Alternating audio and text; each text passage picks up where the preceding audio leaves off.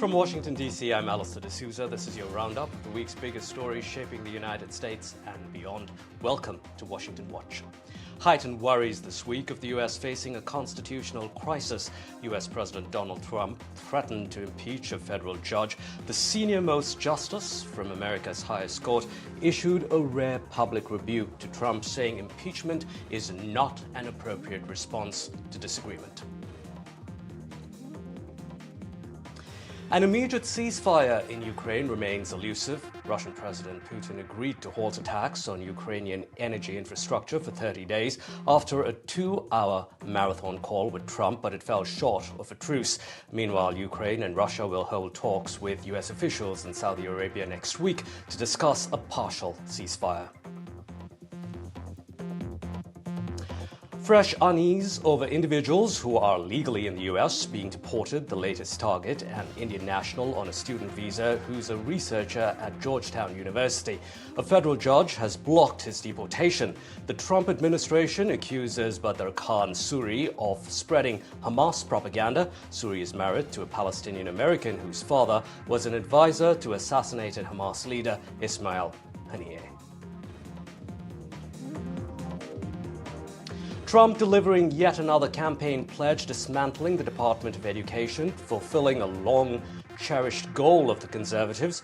The U.S. president vowed to return the money the department controls to individual states. The move is already facing legal challenges, since the department cannot be closed without the approval of Congress. And the White House says the Statue of Liberty is going nowhere. A French politician demanded Washington return the iconic statue, saying the U.S. does not deserve it. The Trump administration's rebuke grabbed global headlines after it said France would be speaking German without U.S. support in World War II.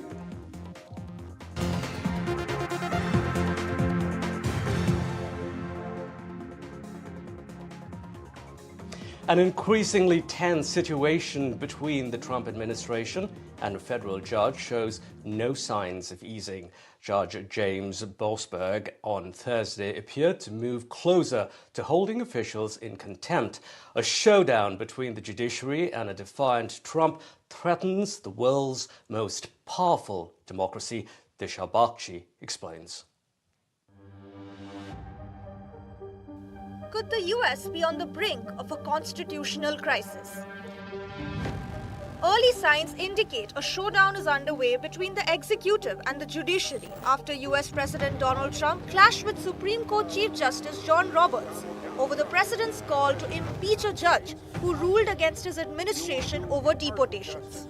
After Trump threatened to impeach District Judge James Boasberg over his order to halt deportations of gang members to El Salvador, the top Supreme Court justice rebuked Trump's calls, issuing a rare statement, saying impeachment is not an appropriate response to disagreement concerning a judicial decision. In an extraordinary situation in Washington, the President of the United States and the Chief Justice of the Supreme Court appear to be in open conflict right now. This is an extremely rare situation. Almost never does the Chief Justice issue a statement like this, let alone after or in response to a statement from the President himself. So what you're seeing here is inching closer to open conflict between the executive branch and the judicial branch, and laying the groundwork for the possibility of a constitutional crisis.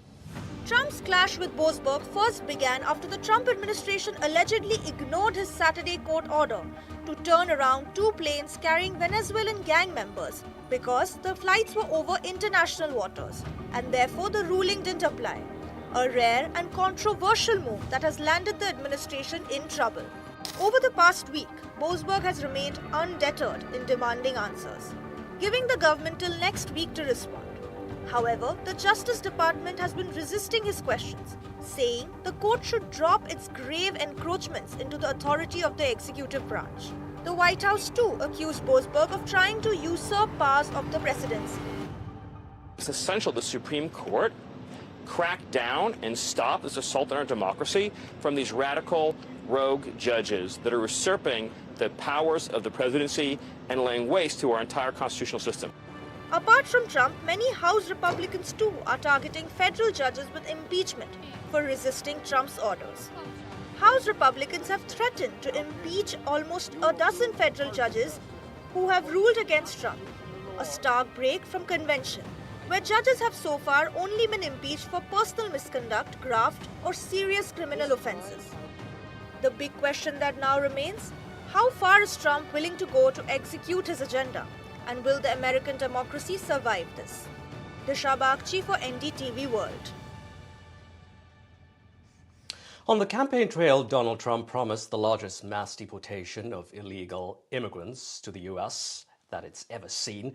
What many didn't expect is the administration challenging legal immigration. This week, we saw officials try and deport Indian national Badr Khan Suri on a student visa. Suri is a researcher at the prestigious Georgetown University in D.C. A federal judge has blocked Suri's removal. The Trump administration says Suri is spreading Hamas propaganda. Also, Indian PhD student at Columbia University, Ranjani Srinivasan, chose to self-deport after her visa was revoked on March 5th. Srinivasan is accused of being a terrorist sympathizer, but she denies taking part in any protest on the Gaza war. Now, earlier in the month, kidney transplant specialist Dr. Rasha Alwahi, a Lebanese citizen and H-1B visa holder, was deported when she arrived at Boston Airport. She was attending the funeral of Hezbollah leader Hassan Nasrallah in Beirut. Meanwhile, Mohammad Khalil, a green card holder, remains detained. The Columbia University graduate faces deportation for his role in last year's campus protests against the war in Gaza. And German national Fabian Schmidt, also a green card holder, claims he was violently interrogated after a trip from Europe. He had a misdemeanor marijuana charge, which his mother says was dismissed. We're now joined by immigration attorney Alison Kranz to delve deeper into these worrying instances that have been cropping up here in the US. Alison, you've been practicing immigration law for several years.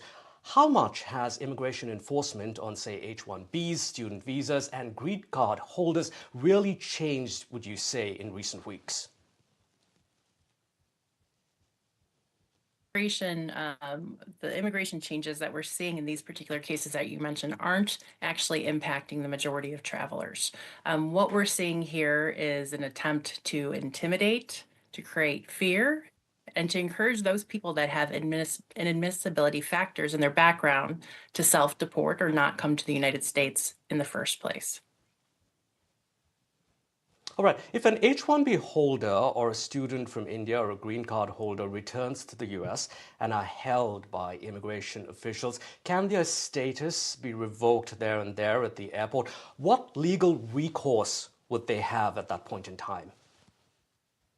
Yes, it can. So when someone's going through the border, entering the United States, the officers have a lot of discretion. They have a discretion to question. They can put people into secondary inspection, which is a temporary detainment, or they can choose to detain someone for a longer period of time if necessary for their investigation or because they put that person into deportation proceedings. Now, an individual at the border doesn't have a right to attorney, but as soon as they are formally detained and moved into the detention facility, they do have a right to an immigration attorney. Keep in mind, the people who are experiencing long-term detainment do have factors in their past that the immigration law for long periods of time have always said that these are problematic issues. Now, I think that there's an argument to be made that the Trump administration is trying to hinder free speech and some of these political arguments that are being made. But, you know, people who have histories such as past criminal charges or convictions, if they've overstayed their visa to the United States or other countries in the past, if they engage in certain type of political activities that involve organizations that the U.S. have considered terrorist organizations, they should probably speak to an immigration attorney before entering the United States. But that's the thing really, isn't it, Alison? Today it's about Gaza speaking out against the war. those are the kind of people that we're seeing being affected by this clampdown. Tomorrow it could be someone talking about transgender rights. So how does one really know when they're potentially at risk when they arrive in the US, or even if they're here at this point in time, right? Absolutely. I think the Trump administration has chosen chaos and cruelty over security, unfortunately. And the factors that the U.S. has relied on as these discretionary factors that would be problematic in some cases are being looked at and scrutinized at a higher rate than before. All right. What are you advising people? You know, you have to go about life. You know, people will say things. What are you saying to your clients at this point in time? People here on H-1B visas, we hear people also on green cards for that matter. For people who are already in the United States, we're asking our clients if they've had a change in their work situation since they last received an approval, if they have a green card, if they have any criminal charges or convictions, if they are engaging in political protests in regards to Palestine and Israel, to come and talk to us first before they travel internationally. For those people who have some of those risk factors, we're really saying that you're traveling at your own risk. There are reasons to believe that you could be stopped, you could be questioned, and people have to make individual choices based on their own personal risk factors. Amongst all the cases that we just listed before we came to you, any one of those that really troubles you greatly? You know, I think all of the cases that involve people who are allegedly supporters of Hezbollah and Hamas, that's very concerning, because what certain outlets of the media are reporting is that support of Palestine has been translated to support of a terrorist organization, which is very unfair and not the same thing, and would be really an abuse of, I think, executive powers to go and push someone to that limit to say that they're supporting terrorist organizations. That's clearly an attempt to hinder free speech, to create fear, to intimidate, and to cause problems for immigrants in the country. And unfortunately, it seems like it's working. All right, Alison, you know, like we said, you've been doing this for several years now. How alarmed are you on a scale of 1 to 10, 10 being the most alarmed?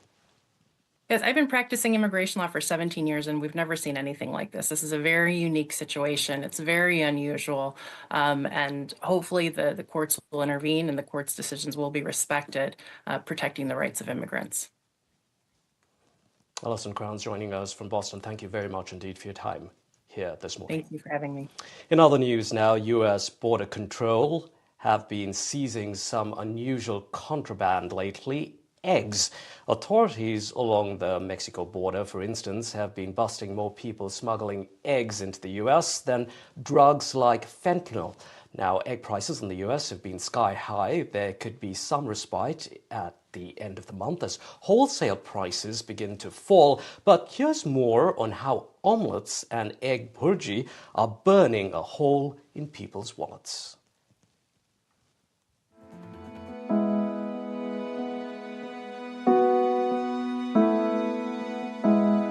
It's expensive, and when all you really sell are eggs like this Indian street food chain, Eggholic, it can turn into a bit of a scramble.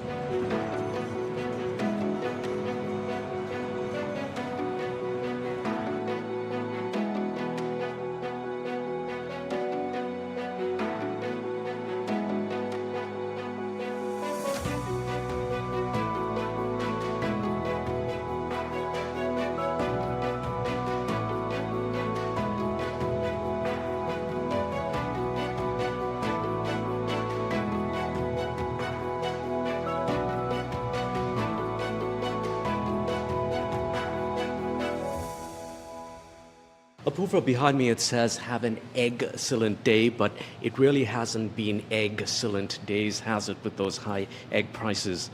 That's true. It hasn't been excellent day for the businesses. I mean, from last 2 to 3 months that we've been facing the highly significantly amount of the increasing of the egg prices.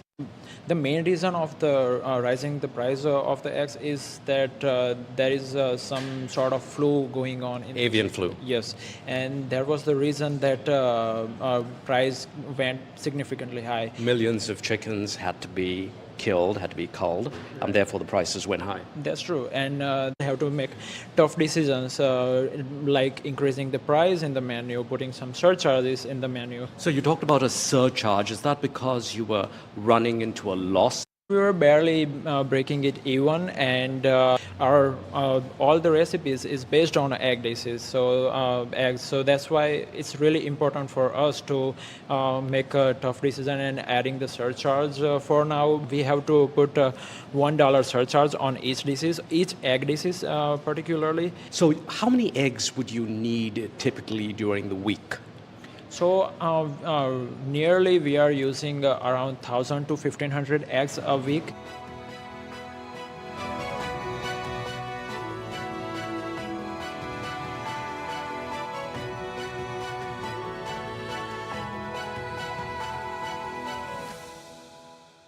About a year ago, a dozen eggs would cost you about $3 or 250 rupees, but in recent months, depending on where you live, that could have cost you at least 500 rupees or upwards of 1,000 rupees as well. Yeah, I'm feeling the pinch. I'm a student here, and it's definitely had an impact on my budget.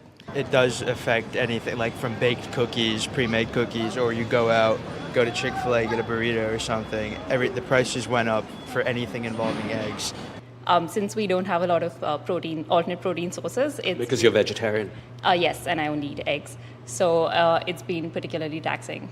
I'm still eating eggs because I'm also vegetarian and it's a protein source, so I can't not eat them. But obviously, you're budgeting for it. So we will buy more meat than eggs because the eggs are more expensive than the meat. Do the kids here miss having eggs at home? Yes. What do you miss most about not having eggs? Like eggs and bacon, maybe. You miss not having bacon with eggs. Okay. Wholesale prices of eggs are beginning to drop thanks to weaker consumer demand and avian flu in the US coming under control. But consumers are feeling no reprieve yet because eggs typically have a 4-week shelf life and retailers are still trying to get rid of all that expensive inventory when they bought those eggs at record prices. In Washington, D.C., Allister D'Souza, NDTV. Time now for Diaspora Connect. For the first time in 50 years, the U.S. Northwest will have its very own U.S. Chamber of Commerce. It will serve as a pipeline for businesses in states like Washington, Oregon, and Alaska too. I'm joined by Purnima Voria. She is founder and CEO of the National U.S.-India Chamber of Commerce. Purnima, thanks for joining us here on Washington Watch. Purnima, the launch of the chamber comes at a critical time. Difficult times for you as well. There is uncertainty with President Trump's threat of those reciprocal tariffs on India. What's the mood right now, would you say, for companies hoping to do business in India? I think the mood is a little bit in between, I would say. Enthusiastic, but holding back a little bit because these tariff potential trade conflicts need to be resolved. And I think they will be on April 2nd. There are some decisions being made with India. And India is also very reciprocal right now, knowing fully well that they benefited from the not having the US tariffs for so long that it's time to pay.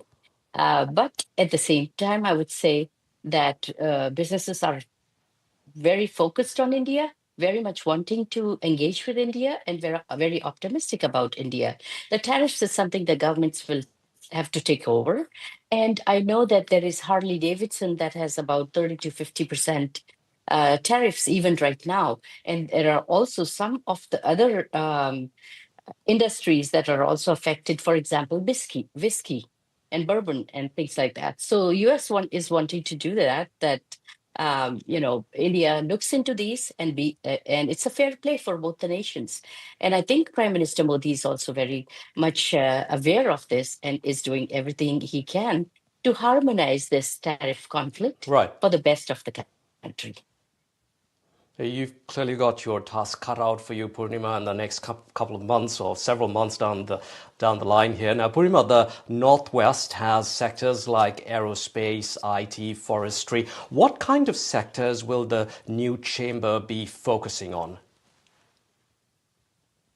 There are 9 states in the Northwest region, whether it's North Dakota, South Dakota, Oregon, Wyoming, Washington, Alaska, and so forth, have tremendous opportunities. Washington, for example, has defense and aerospace, satellite companies.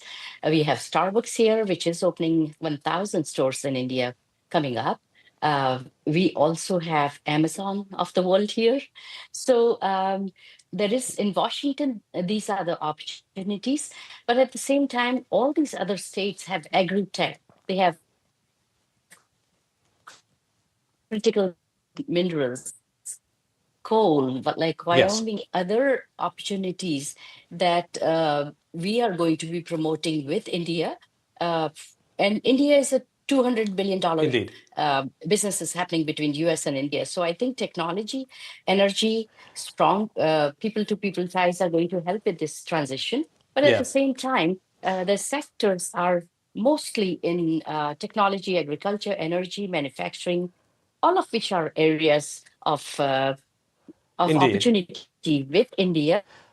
And Indian businesses also have the same opportunities with the United States. Right. So, Purnima, we're going to have to leave it there, running out of time. Wish you luck with the new chamber. Thank you for your time again here. Right here on Washington Watch. Now, in more Diaspora Connect, this year's prestigious Juno Award nominees includes a young woman from Mumbai. The Junos are often referred to as Canada's Grammys. Juno Award winners like Canadian legends Celine Dion and Bryan Adams went on to win a Grammy. Shruti Ramani joins us from Vancouver, Canada. Shruti is the lead vocalist for Raghavas, which has been nominated for Best Jazz Album of the Year for a band. Congratulations, Shruti. This is your first ever album and it could now potentially win a Juno. And I hear that the inspiration for this album comes from someone who perhaps is watching right now, sitting far away in Kandivali West in Mumbai. Hi, Allister. First of all, I want to say it's my absolute honor to be live with you on Washington Watch. I'm really grateful for this amazing opportunity I have as an immigrant in Canada. And yes, this is a tribute to my mom, who is endlessly, both my parents really, but especially my mom, who have endlessly sacrificed their resources and their time and their energy to kind of enable me to do this, this big feat. So I'm really grateful to have the best of the parents that I could have possibly had. Yeah, and I feel really privileged. So Shruti, yes, this album inspired by your mother, who's in Mumbai. The awards will be announced next weekend. How are you feeling? A bit jittery? What's the feeling like right now? I think I would be lying if I said I wasn't a little bit nervous. Of course, I would be very, very excited to win the award, but I think I've already won in a lot of ways by, you know, being nominated for an award that is of this stature to begin with. So for my mom and for my family, who we grew up middle class, for us, this is the victory, is just to be nominated and being recognized on this platform. And I'm grateful to, And Shruti, for someone like you who's come from Mumbai, went to Canada and Vancouver, decided that you'd study music, made this album, what advice would you have for young people with similar aspirations back home in India? My advice would be, keep your curiosity alive. Always seek the sounds that you're attracted to, that you want to study, and then give it your all. Do everything it takes, whether that be practicing your art, refining your art, asking mentors to play with you. I think that's one of the main things. If you're inspired by someone, don't be afraid to go ask them if they would give you a lesson or if they would play with you, because the worst that they can say is no. Yeah. But the best is that they will be like, thank you very much indeed. Okay, go ahead. Thank you. Oh, I was just like the All best right, thing, we'll the have to best leave it outcome there. would be, yes. Thank you so much for having me. All right, we'd love to have you on again. Good luck with that award. Shruti Ramani joining us there. And we're going to leave our viewers with a song from that album that's been nominated for a Juno in Canada. That's it from me here on Washington Watch.